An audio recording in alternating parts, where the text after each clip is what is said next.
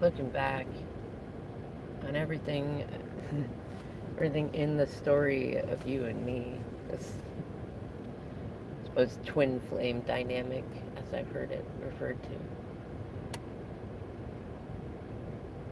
I can see so many times you could have, I want to say, gotten up on your high horse and rode off into the sunset, but it's not even, like, it's not a high horse in the way that anyone else, that, like, some chip on your shoulder or ego thing that you haven't earned. Like, it's like you had every opportunity and every right.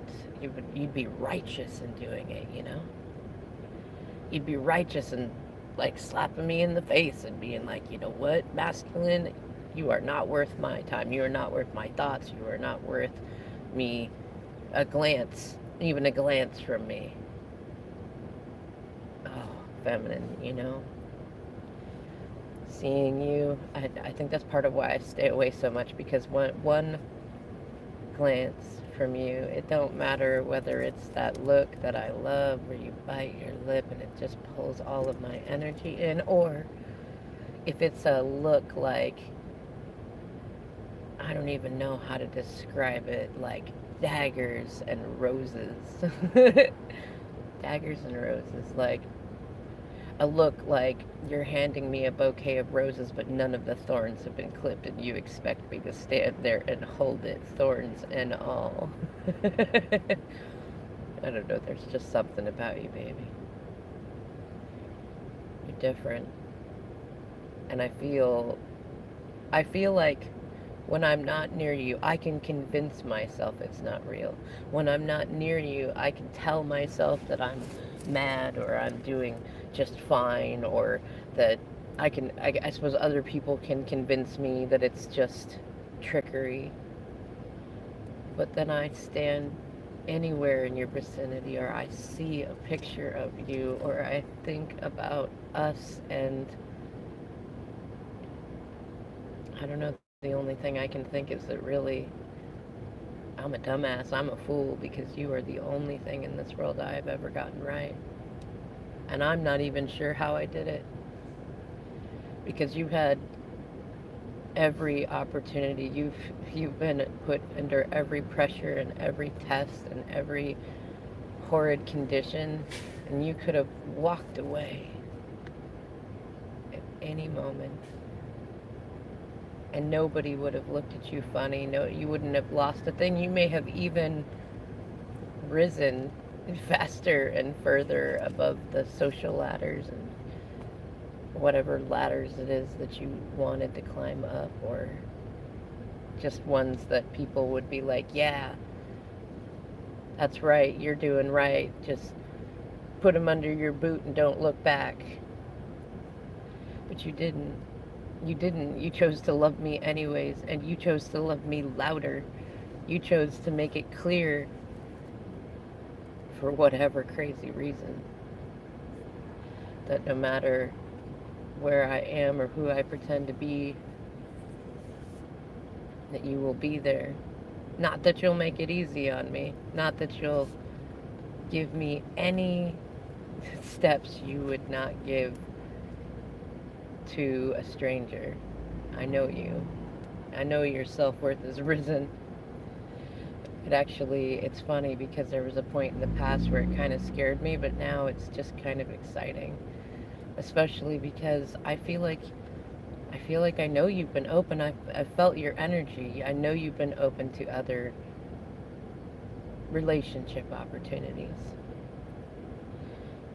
And you know what's funny, feminine, is I feel like in observing both what spirit tells me about what you're doing and what you've told and what I've seen, that it's like, I don't know, I feel like part of the separation was to show me you, was to show me the things about you that I didn't trust in you, not because of anything that you did wrong, but because of everything everyone else did wrong before you. I know we always talked about the wish that our timing could be better, that we weren't with somebody else when one of us was ready, that that I hadn't been hurt in so many ways before, that we could both heal and just start over and have a relationship like reset, I guess, rebirth. And I feel like in a weird, weird way that that's part of why we manifested this separation experience the way that we did, because I've seen you time and again, and I can remember my initial feelings. Oh, the jealousy, the possessiveness. And what really beguiled me, feminine, was not, I thought it was going to be other masculines being around you, but I realized, you know what, I'm far too used to that from karmics who use other guys all the time to try to control me. No, what really brought out the green monster of envy in me was that you held your boundaries. And because you held your boundaries, you avoided the entanglements that I walked nose first into on my end. There will be some days when I'll tell you about it in person, just about how I never expected that that would make me more jealous. I felt in many ways like I was expecting what karmics do, and I was expecting some sort of strange competition with you, but with who our partners would be. I mean, I feel like an ass now because I spent that time in the beginning telling you about how you, my karmic, was gonna be, or said she was. It clearly wasn't. I was preparing. I was preparing for the worst because that's how everyone else had treated me, and I wanted to be on top for once. And I don't know, I had let others around me, assholes around me, convince me that you really weren't any different, and that in separation, that's when the truth of you would be known. And you know what just shoots daggers into my heart is that they all expected you to fail. They all expected you to become exactly like them. I don't know, maybe they thought that it was an experience like the one they just tried to create between me and you that caused them to be the pirates they are, but you never did it. You never did it, and I can see that while your heart has always been with me and always holding mine, that you've not been waiting. That you've been glowing and growing and working. And that loving me is just a part of who you are. Kind of like the part of me that just loves you. I know you've always wanted me to put words to it. I still have a hard time with it because it's a feeling. It's a feeling. I could probably put 100 scents and flavors to it, but I don't know that I could always put it into words. It's a part of me in a way that it isn't with anyone else. And to be honest, I thought maybe that was one-sided. I guess through my experiences, I assumed that I would always love people more. That I would never find somebody who could love me back to the same caliber I could love them. I have pretty high caliber expectations in love, I guess. Ain't that kind of funny? Though you know what? Whereas in the past, I used to tell myself things like, don't be so hard to love, don't be so needy. Now I kind of appreciate that I am that way, that I've always been that way. Because now, when I look back at the story of us and all the different tangled webs we've weaved in between pirate ships and portals and every situation imaginable, it comes back to me that you're the best decision that I've ever made, the best thing I've ever done. Because you had every chance to run, you had every chance to go, you had every reason to give up. Heck, I made sure that you had plenty, not even because I didn't want it, just because I didn't feel that I could ever give you anything of value. But I can see, I feel like that's part of the test, maybe, that I put myself through, learning about what I expect, learning about, I don't know, the differences in how you get treated, how you've treated me versus others. I swear, even when you're playing dirty with me, you're the cleanest person ever, and even when you're being mean, I can feel the warmth and kindness in it. Even when you tear me down, like, the karmics, most of them, they try to pretend to my face that they're just kind all the time and don't ever have a care in the world. My pants never make my butt look big. I never stink. There's nothing ever wrong. And it's funny because it reminds me of the time in my life when I was in that space with you. And you got so mad at me. You called me out on the fakeness of it, and now I can't unsee that fakeness in everyone else around me. And that's another thing that reminds me that you are one of the best decisions I've ever made. And I feel like you're the only one I never, like, made. Like, we just found each other that day so long ago. You just, like, I swear, like, I was just in the crappiest place in my life. I keep thinking about that song, Under the Bridge by Red Hot Chili Peppers, and, like, some of the lowest points in my life. The funny thing is, you weren't there for all of them, but you were there for some of the more significant ones. You never judged me for whatever happened. You always believed me, had faith in me. You always gave me. I feel like, what's funny is I feel like you've given me as much space as you possibly could. With anyone else, I might have been upset about how much space you've taken up in my life since I met you, though. I understand it.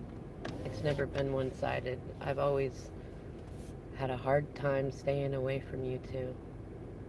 In fact, the funny thing is, I feel like that was one of the final tests, was like all the karmics telling me that I had to prove that I even could stay away from you. And that if I could prove that I could stay away from you, then they would believe the goodness in me and everything would get better and all that blah, blah, blah. And the funny thing is, like,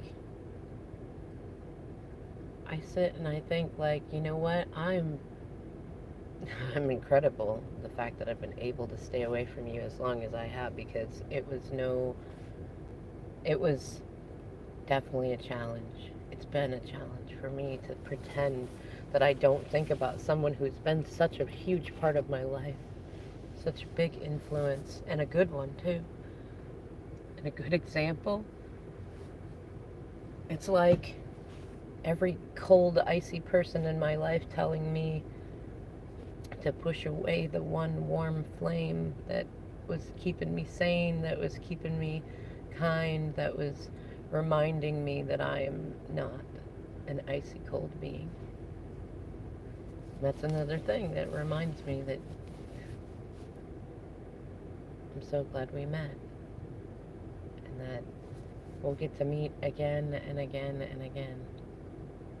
That our paths kind of, that infinity symbol that people like a lot these days? It's like that. Like, sometimes we circle to the outside, but we always come back in the middle. And what I realized too is, like, you saw that way before I did. You knew. You knew, and you still could have walked away at any minute. You could have done so many different things. You certainly proven to me that you can will into existence anything you want. And you could have pulled in by now another masculine 10 times better than I've ever been and probably ever will be. And you could have pulled in money and adventures unknown, fame and fortune, who knows, maybe even gold. whatever you could have wanted. And I can feel it. Like, I'm not the only thing you want anymore. There was a time when I was the only thing you wanted, and to be honest, it kind of intimidated me because I didn't feel capable of being anyone's entire universe. That's a lot of responsibility. But I certainly love knowing the feeling of you realizing you are the sun in the solar system, that you are the earth, abundant and radiant and full of infinite experiences. And I am the moon. I am Mars. I pass far too close to the sun sometimes. And other times, I am only that ebbing tide. I'm significant. I matter in your life, but I'm not your entire life, and I feel so good about that. I didn't think I would before, but I do. Especially after a couple of these karmics I've been with, like they did, they at least made me think. They made me think. It was, I'm still salty about it because I don't know, feminine, what I thought was that maybe they really did think of me as their whole world in that way, and when I pushed you away, when you showed me that's how you felt, I couldn't find it within myself to break another woman's heart who had made me their world, because how many chances would I get at that? But it wasn't real with her. It was a pattern, a condition, I don't know. I know on some levels it was conscious and on purpose, but really I don't think most of it was. I think I was just another projection, another notch in the bedpost to see how long it'd roll, and because I was trying to at least be noble with her and not in the ways that I wasn't with you, to not have a backup plan, to not be stringing you or anyone along, I convinced myself to just hold on. That maybe it was a struggle within me, that there was something wrong with me, that people could love me in that way, but I couldn't love myself enough to love them back at the same. I don't know. I tried. I feel like I did so many things that you did for me, especially romantically and spiritually. But you know, that only made it harder not to think of you, especially every time it worked so beautifully. I feel like I learned so much about you and the fun that you had romancing me. I used to think it was some sort of manipulation tactic, but now I realize that part of it is connecting with myself. And that part of me that enjoys the corny romantic stuff, that rom-com stuff.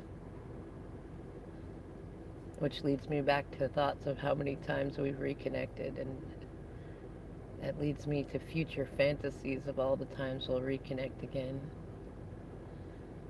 And the fun of not knowing in every moment how you're feeling, or what you're doing, or what you have done. I don't know, feminine, maybe there's just something nice about the idea of feeling like I knew everything about you, and now it's only like a 16th of who you are. There's so much more to learn about you. And I intend to take notes because I know there will be pop quizzes. One of my favorite things about you.